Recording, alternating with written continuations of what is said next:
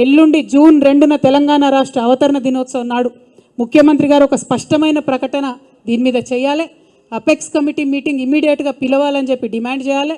మనకేదైతే 200 టీఎంసీలు నీళ్ళు నష్టపోతామో మన నీళ్ళ మీద మనకు వాటా కావాలని చెప్పి ముఖ్యమంత్రి గారు డిమాండ్ చేయాలని నేను కోరుతా ఉన్నాను.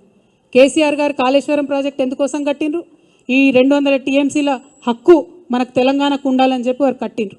మరి ఇవాళ కేసీఆర్ గారు కాళేశ్వరం కట్టి 4 సంవత్సరాలుగా ప్రతి సంవత్సరం 20 లక్షల ఎకరాలకు నీళ్ళు ఇస్తుంటే మీరు చూసి ఓర్వలేక ఇవాళ కేసీఆర్ గారికి నోటీస్ ఇచ్చిరా? 1 కోటి ఎకరాల మాగాణం తెలంగాణ వేసినందుకు కేసీఆర్ గారికి ఇలా మీరు నోటీసులు ఇచ్చిండ్రా?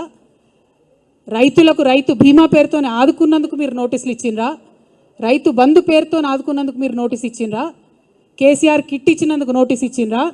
తెలంగాణ ప్రజలకు మేలు చేసినందుకు నోటీస్ ఇచ్చిరా? ఎందుకోసం నోటీస్ ఇచ్చిండ్రు? అది అసలు కాళేశ్వరం కమిషనా, కాంగ్రెస్ కమిషనా అని ముఖ్యమంత్రి గారు నేను ప్రశ్నిస్తూ ఉన్నాను. ప్రతి తెలంగాణ బిడ్డ కూడా బాధపడుతూ ఉన్నారు. తెలంగాణ జాతిపిత అయినటువంటి కేసీఆర్ గారి మీద మీరు ఇవాళ నోటీసులు ఇవ్వడం అంటే యావత్తు తెలంగాణకు నోటీసులు ఇచ్చినట్టే అని నేను భావిస్తూ ఉన్నాను. ఎందుకోసం ఈ మాట చెప్తా ఉన్నామంటే ఆ బక్కపల్సటి మనిషి ఒకసారి పిడికిలెత్తి బయలుదేరితేనే ఇవాళ తెలంగాణ రాష్ట్రం వచ్చింది. తెలంగాణ రాష్ట్రం వచ్చింది కాబట్టే మీరు ఇవాళ తెలంగాణ రాష్ట్రానికి ముఖ్యమంత్రిగా ఉన్నారు. అది మర్చిపోయి అటువంటి వ్యక్తికే మీరు ఇవాళ నోటీస్ ఇవ్వడం ఎందుకోసం ఇస్తూ ఉన్నారు? మొత్తం ఈ నోటీస్ ఏంది, ఈ కమిషన్ ఏంది, ఈ కథ ఏంది? తెలంగాణ జాగృతి సైనికులంతా కూడా యావత్ రాష్ట్రానికి జూన్ 4వ తారీఖు నాడు ఒక మహాధర్నా వేస్తాం. మేము ఆ ధర్నాలు అన్నీ కూడా వివరిస్తాం. మీ కుట్ర ఏంది, కాళేశ్వరం ఏంది, ఇవన్నీ కూడా వివరిస్తాం. జూన్ 4వ తారీఖు నాడు ఒక మహాధర్నా చేపట్టబోతా ఉన్నాం ఇందిరా పార్క్ దగ్గర తెలంగాణ జాగృతి తరఫున. ఖచ్చితంగా అక్కడ మొత్తం కూడా మీరు ఎట్లా గుత్తేదారులకు వంతబాడుతున్నారు, ఎట్లా తెలంగాణ రైతాంగాన్ని ఎండబెడుతున్నారు, ఎందుకోసం కాళేశ్వరం ప్రాజెక్టు మీరు వాడతలేరు, ఎందుకు నిర్వీర్యం చేస్తున్నారు, ఈ అంశాలన్నీ కూడా తెలంగాణ ప్రజల ముందు బట్టబయలు చేస్తామని చెప్పి ఈ సందర్భంగా మేము తెలియజేస్తూ ఉన్నాం. అదేవిధంగా మీకు తెలుసు తెలంగాణ జాగృతి అనేక కార్యక్రమాలు చేసుకుంటూ వచ్చింది. బీసీ బిల్లు కోసం గత సంవత్సరంన్నరగా మేము పోరాటం చేస్తూ ఉన్నాం.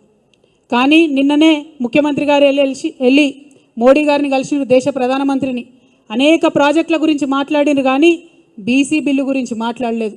ఇవాళ బీసీ బిల్లు ఈ రాష్ట్రంలో పెట్టించగలిగినామంటే 1 కాదు 2 బిల్లులు పెట్టించినామంటే దాంట్లో తెలంగాణ జాగృతి యూపీఎఫ్ పాత్ర ఉందన్న విషయాన్ని తెలంగాణ బీసీ బిడ్డలు ఎప్పుడు కూడా విస్మరించారని చెప్పి సందర్భంగా నేను గుర్తు చేస్తూ, మీరు మర్చిపోవచ్చుగాక కానీ మేము మర్చిపోలేదు.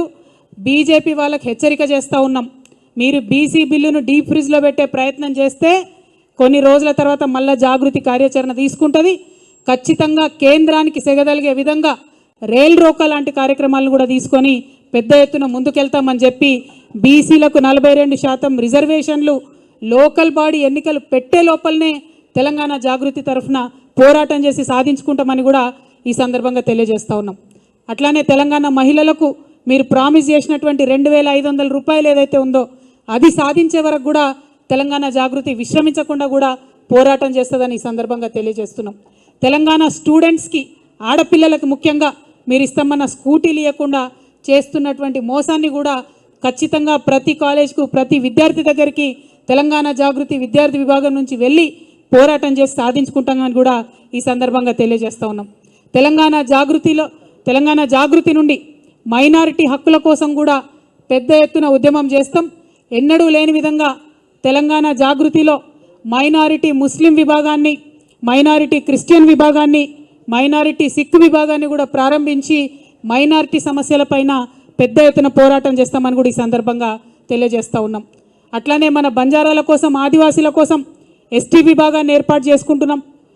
మేము గత 13 ఏళ్ల కింద తెలంగాణ జాగృతి నుంచి ఉద్యమించి పోరాటం చేస్తేనే ఇవాళ అసెంబ్లీలో అంబేద్కర్ బొమ్మ అక్కడ నిలబడి ఉన్నది. తెలంగాణ జాగృతికి దళిత బిడ్డలకు చాలా అవినాభావ సంబంధం ఉన్నది. అందుకే సపరేట్గా ఒక ఎస్సీ విభాగాన్ని కూడా ఏర్పాటు చేసి దళితులకు ఉండేటటువంటి సమస్యల మీద పోరాటం చేస్తామని ఈ సందర్భంగా నిర్ణయం తీసుకుంటా ఉన్నాం.